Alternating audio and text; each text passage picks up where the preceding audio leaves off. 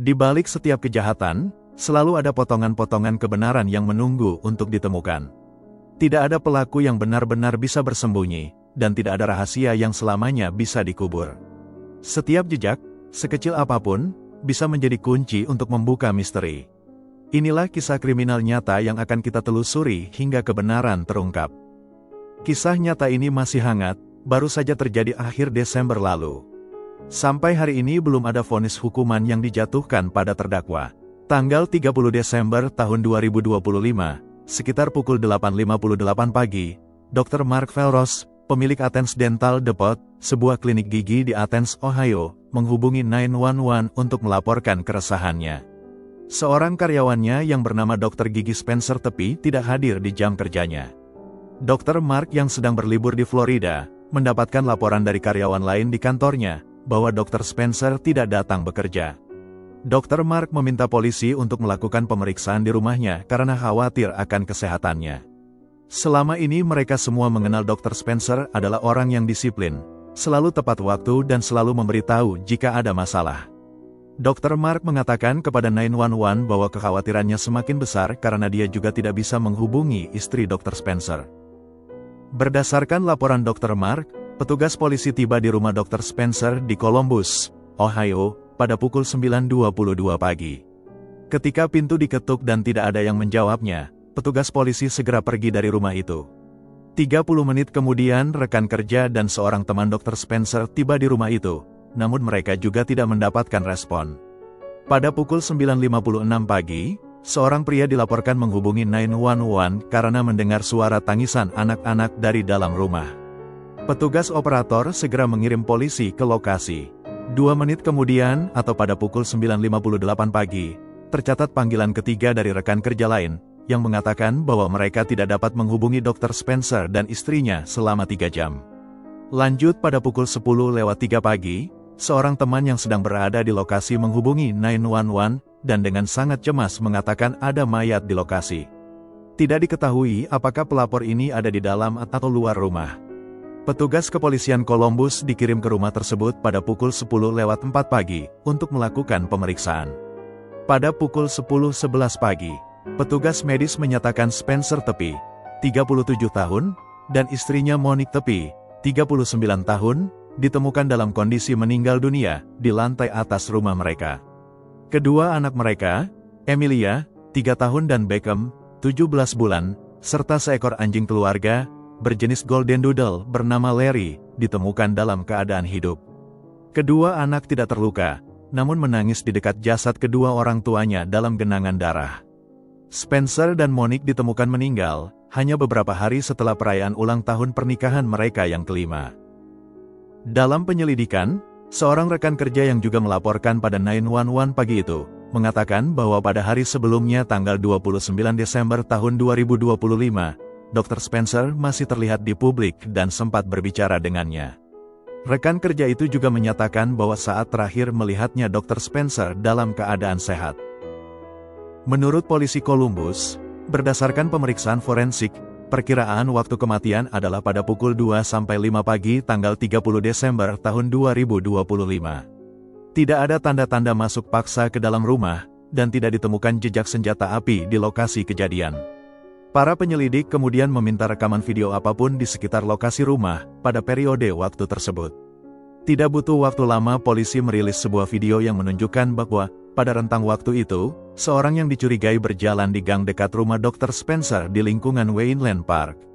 Orang tersebut menggunakan celana berwarna terang, atasan hoodie gelap yang menutupi kepalanya, berjalan menunduk di sepanjang gang yang tertutup salju.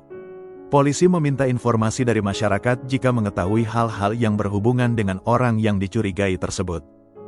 Pada tanggal 14 Januari tahun 2026, Kepala Divisi Kepolisian Columbus di Ohio, Elaine Bryan, dalam konferensi pers mengatakan bahwa mereka telah menangkap terduga tersangka yang bertanggung jawab dalam kematian pasangan Spencer dan Monique Tepi. Penangkapan dilakukan pada tanggal 10 Januari tahun 2026, atas Michael David McKee, 39 tahun, di Rockford, Illinois sekitar 700 km dari tempat kejadian. Michael McKee adalah mantan suami Monique Tepi yang sudah berpisah selama 7 tahun lamanya. Rekaman kamera pengawas lain menjadi jalan penangkapan Michael Mackey, di mana mobil Michael terekam tiba sesaat sebelum perkiraan waktu kejadian dan pergi sesudah waktu perkiraan kejadian. Kendaraan tersebut tercatat dimiliki oleh Michael sebelum dan sesudah waktu kejadian perkara. Selain itu, dalam penggeledahan di apartemen Michael di Chicago ditemukan senjata api yang sesuai dengan bukti balistik pada tubuh korban. Michael Mackey ditangkap di restoran Chick-fil-A di dekat kantornya di Rockford, di mana dia bekerja sebagai ahli bedah vaskular di OSF St. Anthony Medical Center. Bedah vaskular adalah cabang ilmu kedokteran yang mempelajari pembuluh darah, kecuali pembuluh darah jantung dan otak. Setelah penyelidikan mendalam, ternyata Michael juga sedang menghadapi gugatan malpraktek karena kelalaian meninggalkan patahan selang kateter di kaki seorang pasien yang sedang dioperasi, sehingga menimbulkan cedera berat. Namun Michael tidak dapat menerima surat panggilan pengadilan karena diduga menghilang begitu saja. Hingga saat ini, kasus tersebut dijadwalkan untuk disidangkan pada Juli tahun 2027, dengan Michael sebagai salah satu tergugat. Michael kemudian ditahan di penjara Winnebago County, sementara menunggu ekstradisi ke Ohio, untuk menghadapi dakwaan terkait kematian Spencer dan Monique. Pada tanggal 16 Januari Dewan Juri di Franklin County, Ohio memutuskan untuk mendakwa Michael dengan 4 dakwaan pembunuhan berencana, yaitu 2 pembunuhan berencana pada Spencer dan Monique dan 2 pembunuhan berencana pada saat melakukan perampokan di rumah Spencer dan Monique, serta 1 tuduhan perampokan berencana kategori berat yang dilakukan dengan kekerasan, sehingga mengakibatkan 2 korban meninggal dunia. Sebagai informasi tambahan, dalam hukum Ohio, jaksa penuntut sering mengajukan beberapa dakwaan untuk 1 kematian, untuk memberikan jalur hukum yang berbeda untuk mendapatkan vonis. Pada tanggal 12 Januari tahun 2026, Michael menghadiri sidang pendahuluan di Pengadilan Wilayah Winnebago, Rockford, Illinois. Dalam pengadilan tersebut, Michael melepaskan haknya untuk sidang ekstradisi agar dipindahkan ke Ohio. Setelah masuk ruang sidang, ia didampingi oleh asisten pembela umum wilayah Winnebago, Carrie Poirier, yang memberitahu hakim bahwa kliennya akan menggunakan haknya berdasarkan amandemen kelima untuk tetap diam. Pada tanggal 23 Januari tahun 2026, Michael menghadiri sidang pertamanya di Pengadilan Franklin County, Ohio, secara online. Sidang ini beragendakan pembacaan dakwaan, di mana Michael menyatakan diri tidak bersalah terhadap 5 dakwaan yang dituduhkan padanya. Michael juga melepaskan jaminan. Itu berarti Michael tetap akan berada dalam penjara sambil menunggu tanggal persidangan selanjutnya.